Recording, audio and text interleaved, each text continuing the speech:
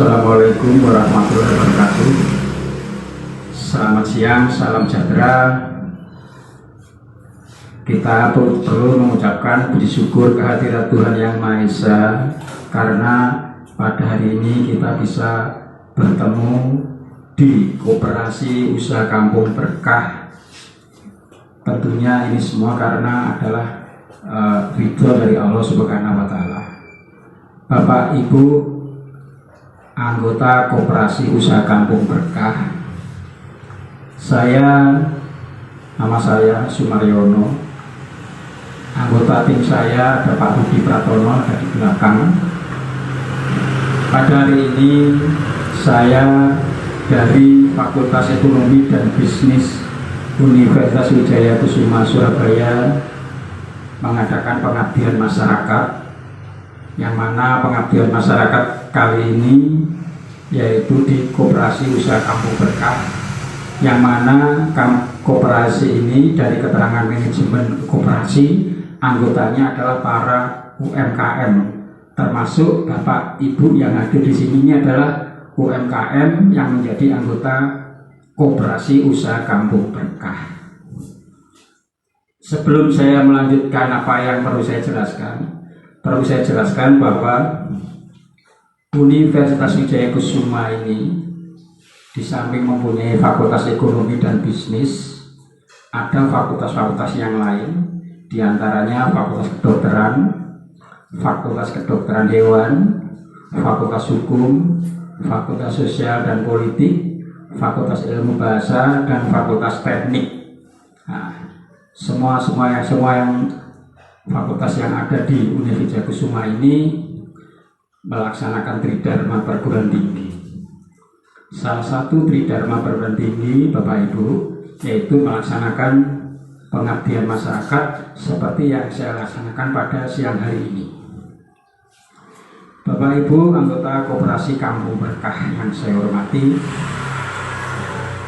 dalam pengabdian masyarakat ini kami tidak hanya memberikan pendidikan saja secara teori, tapi juga melakukan pelatihan, bahkan pendampingan sesuai dengan topik yang ada di dalam banner kami ini, yaitu berkaitan dengan penyusunan laporan keuangan fiskal dan sekaligus penyusunan SPT tahunan bagi pengusaha UMKM anggota Koperasi Usaha Kampung Berkah.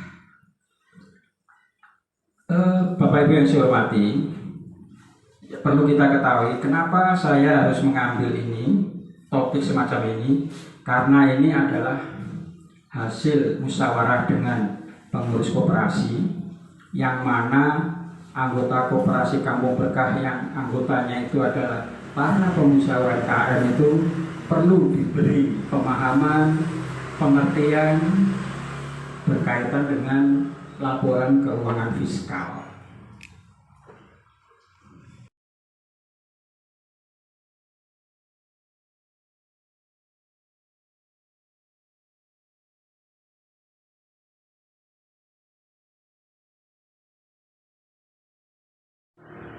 Laporan keuangan itu, Bapak Ibu yang saya hormati, ada laporan keuangan yang menurut akuntansi, ada laporan keuangan yang menurut fiskal atau perpajakan. Kalau laporan keuangan menurut akuntansi itu menyusunnya harus sesuai dengan standar akuntansi yang berlaku umum. Tapi untuk laporan keuangan fiskal, ya tentunya cara menyusunnya harus sesuai dengan peraturan perpajakan. Untuk pengabdian masyarakat pada hari ini, saya akan memfokuskan pada laporan keuangan fiskal sesuai dengan kebutuhan Bapak Ibu. Laporan keuangan fiskal itu maksudnya laporan keuangan yang dilampirkan di saat Bapak Ibu melaporkan pajaknya. Nah, untuk melaporkan pajaknya harus dilampiri laporan keuangan. Tentunya laporan keuangan sesuai dengan aturan perpajakan. Istilah lainnya adalah laporan keuangan fiskal. Pertanyaannya, apa ada bedanya antara laporan keuangan fiskal dengan laporan keuangan menurut akuntansi? Tentunya ada. Kalau tidak ada perbedaannya, tidak ada istilah laporan keuangan fiskal. Ada perbedaannya. Tapi Bapak Ibu, fokus kami di sini tidak akan menjelaskan perbedaannya. Yang penting Bapak Ibu pengusaha UMKM yang tergabung dalam koperasi usaha kamu berkah ini memahami bagaimana sih laporan keuangan menurut fiskal. Yang terpenting yang dipahami Bapak Ibu dulu ternyata kalau Bapak Ibu melaporkan perpajakan di kantor pelayanan pajak, maka laporan keuangan yang dilampirkan adalah laporan keuangan menurut aturan perpajakan, yaitu laporan keuangan fiskal. Gitu ya Bapak Ibu yang saya hormati. Dari laporan keuangan fiskal ini nanti Bapak Ibu tentunya akan dihitung berapa pajak yang terhutang yang harus dibayar oleh Bapak Ibu. Tapi perlu diketahui Bapak Ibu, ya, laporan keuangan fiskal itu ada intinya juga untuk menentukan besarnya pajak. Tapi namanya pajak itu tidak harus selalu dibayar. Kenapa? Kalau perusahaannya mengalami kerugian, ya kan nggak mungkin membayar pajak. Pajak penghasilan badan tahunan itu dikenakan jika katakanlah usahanya itu memperoleh keuntungan. Kalau tidak memperoleh keuntungan, ya usaha membayar pajak. Berapa pajak yang harus dibayar? Nah, tentunya Bapak Ibu ada tarifnya. Ya. Nah, nanti pada saat kita melakukan pelatihan dalam bentuk pendampingan, nanti kita akan saya dengan Pak Rudi akan menjelaskan tarifnya sebesar ini. Ya. Jadi untuk teoritis hal ini saya hanya menerangkan berkaitan dengan katakanlah secara konsep saja. Itu Bapak Ibu. Jadi seperti itu Bapak Ibu. Nah, namanya laporan keuangan fiskal itu apa saja? Ya ada yang namanya neraca. Neraca itu istilahnya laporan posisi keuangan.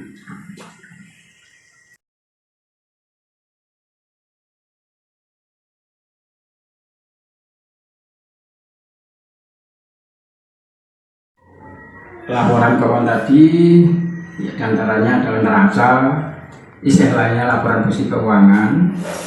Yang kedua laporan laba rugi atau rugi laba, dan ada lampiran Bapak Ibu namanya adalah lampiran penyusutan aktiva tetap. Nah, semua ini Bapak Ibu yang saya hormati, buatnya nyusunnya harus sesuai dengan peraturan pajak.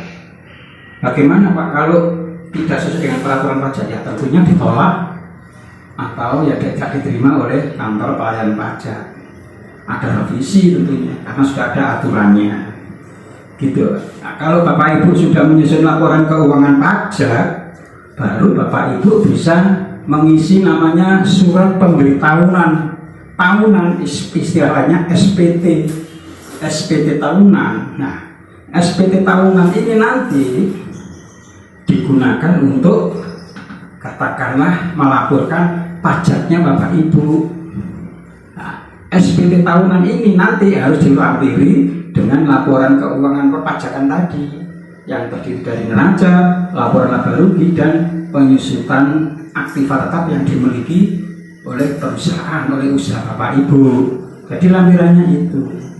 Nah, tentunya Bapak Ibu nanti di dalam pendampingan itu kita praktekkan bagaimana sih mengisi SPT, karena sekarang melaporkan pajak itu harus dilakukan secara online, tidak manual.